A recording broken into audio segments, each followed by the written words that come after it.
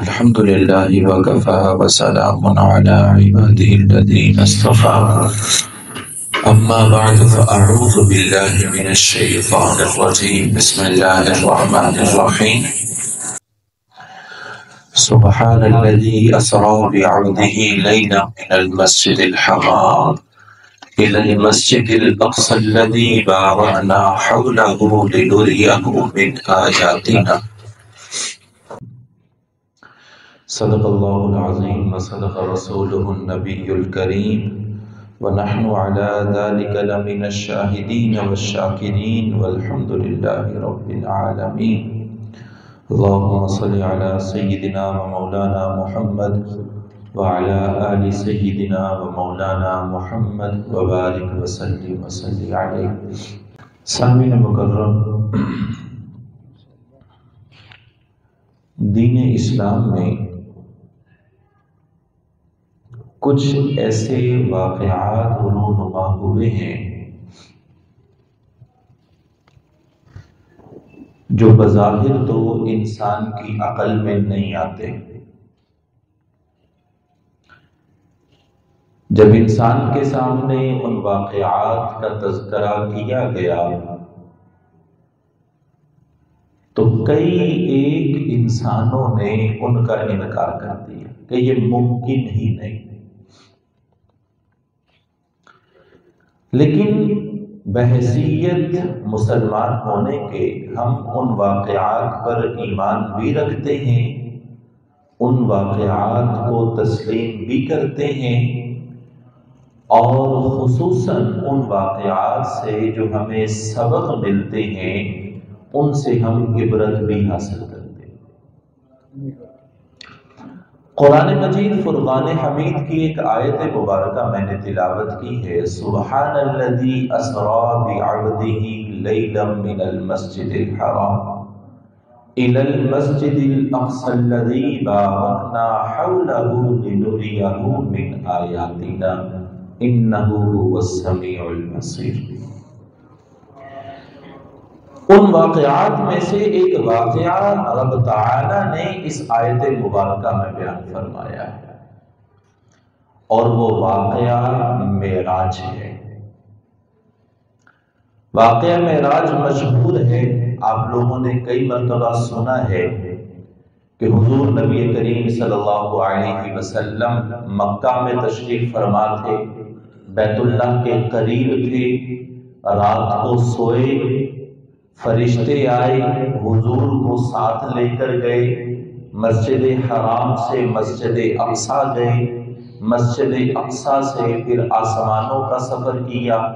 پہلا آسمان، دوسرا آسمان، ساتوں آسمانوں کی سیر کرتے ہوئے حضور سدرۃ المنتہا پر پہنچے. سدرۃ المنتہا سے عرش معلیٰ پر پہنچے، جنت اور جہنم کو دیکھا، حضور سے حضور کی اللہ تعالی سے ملاقات ہوئی، اور اس کے بعد حضور نبی کریم صلی اللہ علیہ وسلم واپس تشریف لائے، اور صبح کو فجر کی نماز کے بعد حضور نبی کریم صلی اللہ علیہ وسلم نے اپنے لوگوں کو اس واقعے کے متعلق بیان فرمایا کہ مجھے ایک رات میں اللہ تعالی نے آسمانوں کی سیر کروائی، میں حرم میں تھا، بیت اللہ میں تھا، اللہ مجھے بیت المقدس لے کر گیا، وہاں سے پھر آسمانوں کی سیر کروائی، میں نے جنت کو بھی دیکھا، جہنم کو بھی دیکھا، آسمانوں پر میری انبیاء سے ملاقات بھی ہوئی، اور بیت المعمور پر بھی میں گیا اور وہاں پر فرشتوں کو بھی دیکھا. سارے معاملات حضور نے ارشاد فرمائے. پھر کچھ لوگوں نے اس بات کا انکار کر دیا کہ یہ تو بات ماننے میں نہیں آتی، یہ کیسے ممکن ہو سکتا ہے کہ ایک آدمی جو بیت اللہ سے بیت المقدس کا سفر کئی ہزار کلومیٹر پر مبنی ہے، وہ ایک ہی رات میں کیسے طے کر سکتا ہے؟ پھر بیت المقدس سے آسمانوں کا سفر، پھر آسمانوں کا کئی کروڑ کلومیٹر کا سفر ہے، وہ ایک ہی رات کے اندر کیسے ایک آدمی طے کر سکتا ہے؟ پھر آسمانوں کی سیر کرتے ہوئے پھر واپس بھی اس کی رات میں آ جائے، یہ بات عقل تسلیم نہیں کرتی۔ لیکن کچھ لوگ ایسے تھے کہ جنہوں نے اس واقعات کی تصدیق کی اور یہ کہا کہ اگر یہ کہنے والا محمد صلی اللہ علیہ وسلم ہے تو وہ سچ کہہ رہے ہیں۔ یہ واقعہ بڑی تفصیل کے ساتھ علماء سے آپ نے سنا ہوگا۔ میں اس واقعے کی تفصیل کی طرف نہیں جانا چاہ رہا، میں اس واقعے سے حاصل ہونے والے سبق، اس واقعے سے ہمیں درس کیا ملتا ہے، کیونکہ دین اسلام کے اندر کوئی بھی واقعہ جب رونما ہوتا ہے تو اس کے اندر انسانوں کے لیے ایک سبق ہوتا ہے، انسانوں کو سکھانے کے لیے کچھ چیزیں ہوتی ہیں کہ انسان ان حالات واقعات کو دیکھ کر انسان سیکھے، اپنی زندگی کو سنوارے، اپنی زندگی کو بہتری کی طرف لے کر جائے۔ تو واقعہ معراج سے ہمیں کیا سبق ملتے ہیں؟ سب سے پہلا سبق جو ہمیں ملتا ہے وہ اللہ تعالیٰ کی قدرت اور عظمت کا اظہار ہے کہ اللہ تعالیٰ کی قدرت کتنی بڑی ہے، اللہ تعالیٰ کتنی عظمتوں والے ہیں۔ اللہ تعالیٰ نے یہ نظام کائنات جو بنائی ہے یہ کتنی بڑی ہے۔ ہم ایک کہکشاں میں رہتے ہیں، ایک کائنات میں رہتے ہیں، اور اس ایک کائنات کے اندر زمین ایک چھوٹا سا سیارہ ہے، اس سے کئی لاکھ گنا بڑے سیارے اللہ نے اسی کہکشاں میں پیدا کیے ہوئے۔ اللہ کی کتنی بڑی عظمت، اللہ کی کتنی بڑی قدرت ہے۔ اور یہ بھی اللہ تعالیٰ کی قدرت ہے کہ اگر اللہ چاہے تو ایک انسان کو، ایک نبی کو اللہ ایک ہی رات کے اندر، ایک ہی لمحے کے اندر یہاں سے وہاں پر پہنچا دے، وہاں سے آسمانوں کی طرف لے جائے، یہ میرے اللہ کے لیے کوئی بعید اور مشکل نہیں۔ اللہ تو وہ ہے کہ جو جلتی ہوئی آگ کے اندر ابراہیم کی حفاظت کرتا ہے، اللہ تو وہ ہے جو بہتے ہوئے دریا کے اندر موسیٰ کی حفاظت کرتا ہے۔ ابھی موسیٰ ہاتھ پاؤں بھی مارنے کے قابل نہیں تھا، ابھی بولنے کے بھی قابل نہیں تھا، پیدا ہوا، اللہ نے اشارہ کر دیا اور دل کے اندر یہ بات ڈال دی کہ اس کو ایک صندوق میں ڈالو اور دریا کے سپرد کر دو۔ اللہ تو وہ ہے کہ جو موسیٰ کی دریا کے اندر حفاظت کرتا ہے، اللہ تو وہ ہے جو اسماعیل کی چھری کے نیچے حفاظت کرتا ہے، اللہ تو وہ ہے کہ جو عیسیٰ کی سولی پر لٹکاتے ہوئے حفاظت کرتا ہے اور اس کو زندہ آسمانوں کی طرف اٹھا لیتا ہے۔ تو سب سے پہلی بات جو واقعہ معراج سے ہمیں سبق ملتا ہے کہ اللہ کی قدرت بہت بڑی ہے، اللہ بہت بڑی قدرت کے مالک ہیں، ایسی قدرت کے اللہ حامل ہے کہ جس کی ادراک ہماری عقل نہیں کر سکتی، ہماری عقل میں یہ بات نہیں آتی کہ یہ کیسے ممکن ہے، لیکن اللہ کے لیے یہ کوئی مشکل نہیں ہے۔ تو یہ ہمیں سبق سیکھنا ہے کہ اللہ کی قدرت کا ہمیں اقرار بھی کرنا ہے، اللہ کی قدرت کا ہمیں اظہار بھی کرنا ہے۔ ہر وہ کام جو ناممکن ہو، ہر وہ کام جہاں پر انسان کے عقل کے گھوڑے سٹاپ کر جائیں، رک جائیں کہ نہیں یہ ممکن نہیں ہے، وہاں پر اللہ کی ذات اور قدرت کا ایمان رکھنا کہ نہیں ہمارا اللہ ہے اور یہ اللہ کر سکتا ہے۔ یہ ہے اللہ کی قدرت کا اظہار اور اقرار۔ اس کا ایک ثبوت بڑا مشہور واقعہ مستند احادیث کے اندر آتا ہے، حضور نبی کریم صلی اللہ علیہ وسلم نے فرمایا، وہ مشہور واقعہ 3 آدمیوں کا کہ جو پہاڑوں کی طرف نکل جاتے ہیں، اپنے گھر سے نکلتے ہیں پہاڑوں کی طرف، وہاں پر پہنچتے ہیں تو بارش ہونے لگتی ہے، کہا کہ چلو تھوڑی دیر ایک غار کے اندر چلے جاتے ہیں۔ اب غار کے منہ کے آگے سے پتھر آ کر گر جاتا ہے اور رستہ بند ہو جاتا ہے۔ اب وہ تینوں نوجوان زور لگا رہے ہیں کہ پتھر کسی طریقے سے ہٹ جائے، لیکن پتھر ہلنے کا نام ہی نہیں لے رہا۔ اب یہاں پر اللہ کی قدرت کا اقرار بھی انہوں نے کیا، اللہ کی قدرت کا اظہار بھی انہوں نے کیا، کہا کہ اپنی اپنی نیکیاں یاد کرو اور اللہ سے دعا کرو، اللہ کی ذات یہاں پر ہماری مدد کرے گی۔ اللہ کی قدرت کا اقرار، دعائیں کی، اپنی اپنی نیکیوں کو یاد کیا کہ یا اللہ میری فلاں نیکی اگر تجھے پسند ہے تو اللہ ہماری مدد فرما،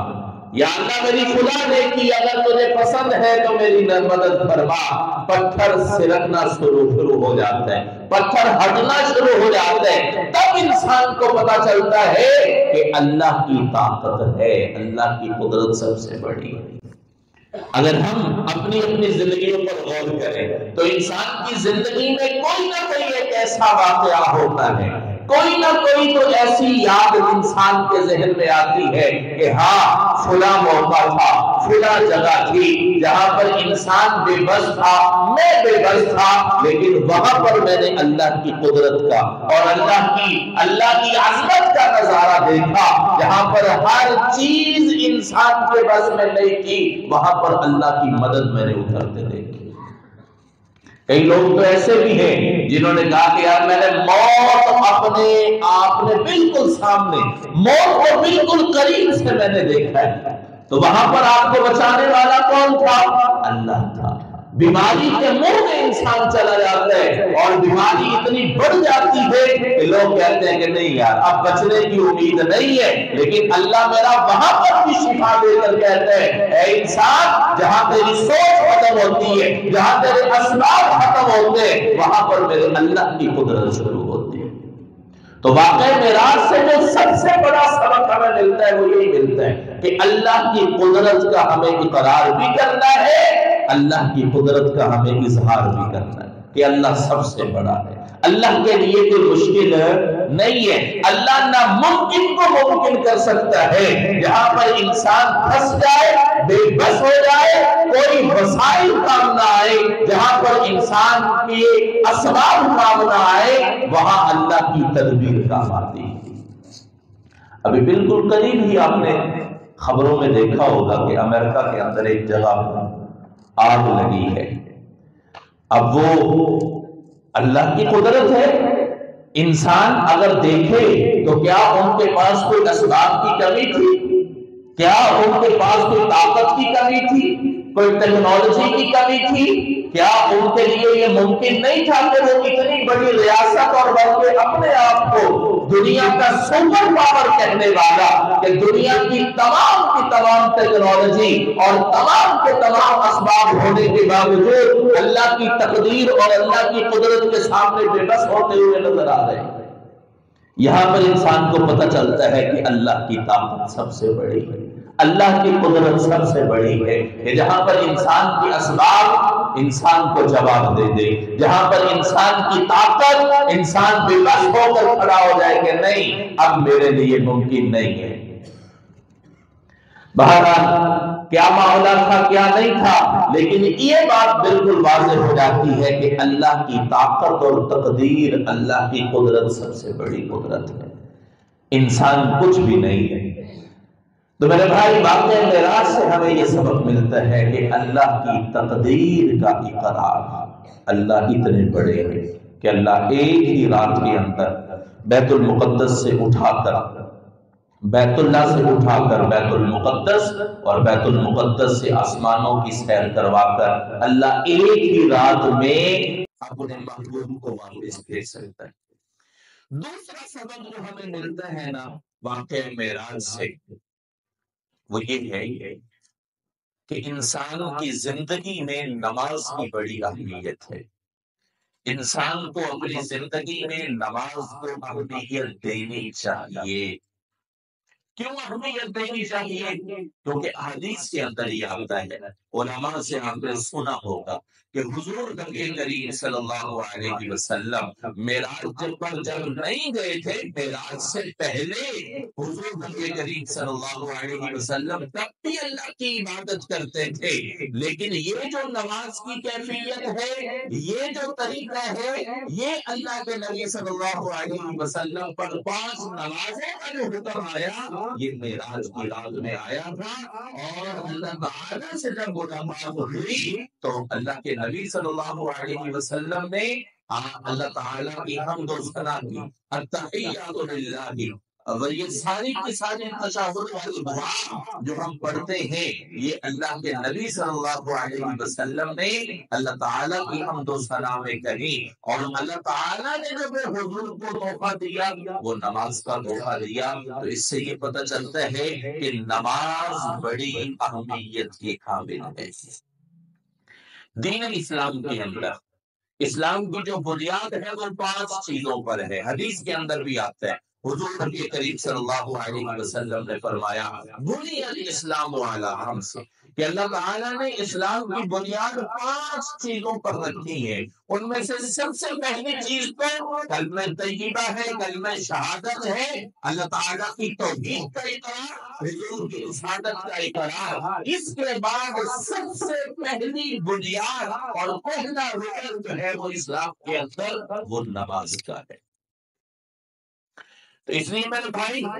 ایمان لے آئے، مسلمان ہو گئے، تو ایمان لانے کے بعد، مسلمان ہونے کے بعد سب سے پہلا فریضہ نماز کا ہے۔ بات معراج سے ہمیں یہ بھی سبق ملتا ہے کہ نماز کو ہر صورت ادا کرنا ہے، نماز کی پابندی ضروری ہے۔ ایک حدیث کے اندر آتا ہے حضور نبی کریم صلی اللہ علیہ وسلم نے فرمایا کہ جو انسان 5 وقت کی نماز کی پابندی کرتا ہے، اللہ تعالیٰ اس انسان کو 5 انعام نواز دیں گے، 5 انعام دیتے ہیں۔ جو انسان 5 وقت کی پابندی کرتا ہے، انسان دنیا کے اندر، چلیں یہ میں تھوڑی سی بات یہاں پر سمجھاتا ہوں، انسان دنیا میں آیا ہے نا، تو دنیا میں آ کر انسان کی سوچ کیا ہے کہ میں کامیاب ہو جاؤں، میں اچھا انسان بن جاؤں، کامیابی میرے ساتھ چلے، مجھے دنیا میں کسی پریشانی کا سامنا نہ ہو، اور جو آخرت پر ایمان رکھتا ہے آخرت کے اندر بھی کامیاب ہو جاؤں، کسی عذاب کا سامنا نہ ہو، اللہ کی ناراضگی کا سامنا نہ ہو، اور کسی طرح کے عذاب میں مجھے مبتلا نہ کیا جائے۔ حضور نبی کریم صلی اللہ علیہ وسلم نے فرمایا کہ جو انسان 5 وقت کی نماز کی پابندی کرتا ہے، اللہ اس انسان کو 5 انعامات سے نوازتے ہیں۔ ایک انعام اللہ دنیا میں اس کو دیتے ہیں کہ اللہ تعالیٰ اس کی رزق کی تنگی کو دور کر دیتے ہیں، اور اس انسان کے رزق کا ذمہ اللہ اپنے اوپر دیتے ہیں۔ جس رزق کی وجہ سے ہم نمازوں کو چھوڑتے، جس رزق کی وجہ سے ہم دشمنیاں مول لیتے ہیں، جس رزق کی وجہ سے ہم اپنی جوانی، اپنی صحت کو پکڑا رہے ہیں، اللہ نے وعدہ کر رہا ہے، اس رزق کا وعدہ کر رہا ہے، اور انسان کو یہ کہا جا رہا ہے انسان تو 5 وقت میرے سامنے جھک جا، میری عبادت کر لے۔ اللہ نے رزق کہاں سے دینا ہے یہ اللہ جانتا ہے، اللہ غیب سے رزق دے گا، اللہ غیب کے دروازوں کو کھول دے گا۔ قرآن کے اندر یہ آتا ہے وَمَن يَرْزُقْهُ مِنْ حَيْثُ لَا يَحْتَسِبُ، انسان کا وہ گمان بھی نہیں ہوتا، انسان کی سوچ بھی وہاں تک نہیں پہنچتی جہاں سے انسان کو اللہ رزق دیتا ہے۔ تو میرے بھائی نماز اتنی ضروری ہے، لیکن ہم اس قدر بے نمازی ہوتے جا رہے ہیں، نماز سے دور ہوتے جا رہے ہیں کہ الامان والحفیظ۔ میں اکثر یہ بات عرض کرتا ہوں کہ یار اگر ہم اپنی زندگی نماز کو اپنی زندگی کے اندر لازمی بنائیں، اللہ تعالیٰ جو کچھ کہا سنا عمل کی توفیق عطا فرمائے۔ باقی